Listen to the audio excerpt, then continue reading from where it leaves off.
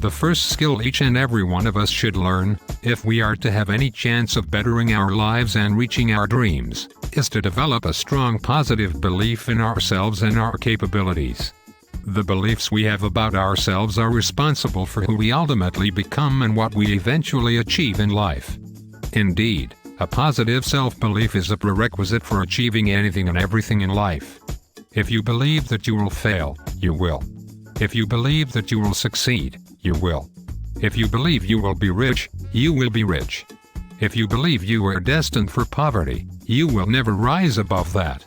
It is a fact that you become like the person you think and believe you are and achieve only what you think and believe you are capable of. Right from the start, Rastus had to learn this first life skill. He had to believe that he had the capability of making a better life for himself and that he deserved this life before he could even begin. What's the point of imagining a better life when we have already convinced ourselves that we are incapable of achieving it? Don't be fooled into believing that you've either got it or you haven't and there is nothing you can do about it. This is one of the most common misconceptions and is why people do not rise above their situation. If you do not believe me, I want you to think about those who have yet to be born. They will eventually grab at the very opportunities you missed, rising to the top of their professions, running their own successful companies and enjoying great wealth.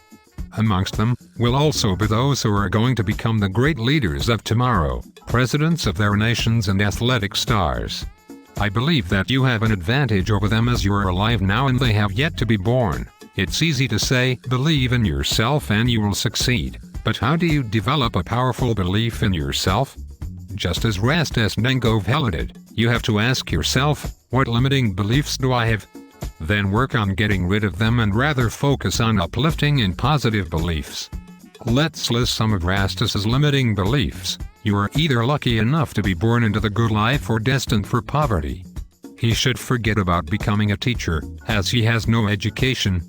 He should be satisfied with what he has and stop wishing for more. Rastus began to rid himself of these limiting beliefs by refusing to accept them.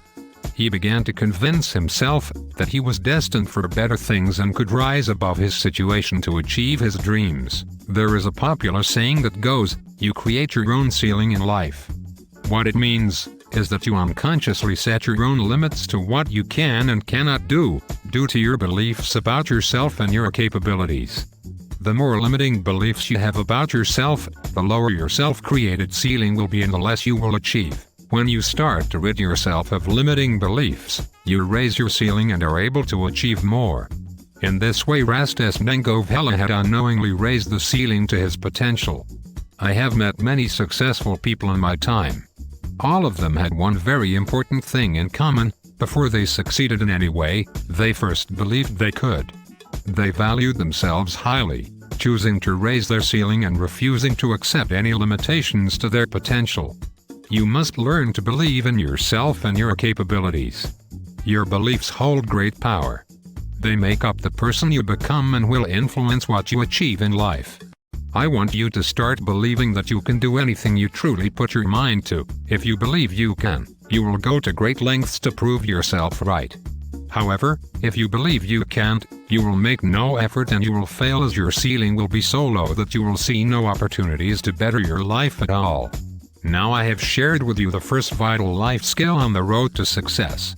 Note it well, for when you start believing you can, the ceiling to your potential will rise a little higher so you can see further and achieve a great deal more.